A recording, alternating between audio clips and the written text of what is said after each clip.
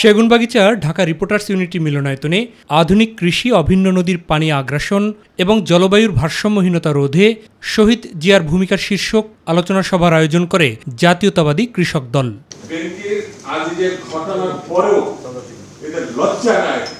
সকল ব্যাংকের লুটপাট একেবারে সরকারি ব্যাংক পর্যন্ত একটা প্রশ্নের মুখে।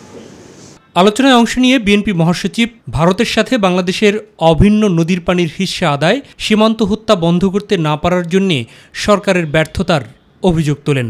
আমাদের প্রতিবেশী দেশ আমাদেরকে সেই পানির ন্যায্য হিস্সা যেটা আমরা পাই সেটা থেকে কিন্তু আমাদের ক্রমাগত বঞ্চিত করে আসছে। সীমান্তে গুলি করে হত্যা, কবি নিয়ে তো দূরের কথা, এখনো ভেতরে ঢুকে গুলি করছে। এই বিষয়টা সরকারের যে দুর্বলতা, সেই কারণেই এই বিষয়গুলো ঘটছে।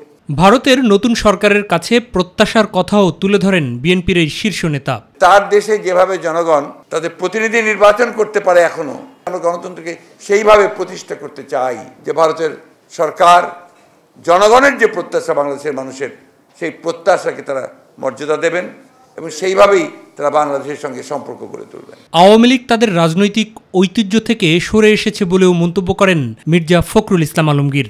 বলি আওয়ামী লীগ কি আওয়ামী লীগ? এটা তো এখন আজিজ আর বেনজিরের আওয়ামী লীগ। আজকে আওয়ামী লীগ সেই আওয়ামী লীগ নেই যে আওয়ামী লীগ স্বাধীনতা সংগ্রাম করেছিল। এই আওয়ামী লীগ নেই যে আওয়ামী লীগ আমাদের সঙ্গে স্বৈরাচারের বিরুদ্ধে সংগ্রাম করেছিল, লড়াই করেছিল। এই আওয়ামী লীগ ক্ষমতায় যখনই আসে তখনই তাদের কেমিস্ট্রিতে পরিবর্তন শুরু হয়। সেই পরিবর্তনটা হচ্ছে তখন তারা ওই সর্বগ্রাসী হয়ে যাওয়া শুরু করে। এদিকে প্রবাসী শ্রমবাজারে সিন্ডিকেটের হোতা ও দালালদের দৌরাত্ম্য বন্ধের দাবিতে রাজধানীর মতিঝিল এলাকায় শ্রমিক দলের মানববন্ধনে অংশ নেন বিএনপির সিনিয়র যুগ্ম মহাসচিব রিজভী আহমেদ সহ কেন্দ্রীয় নেতারা। 16 বছর ধরে এইভাবে গোটা জনগণকে তারা প্রতারিত করেছে। মাহবুব সৈকত, মাই টিভি, ঢাকা।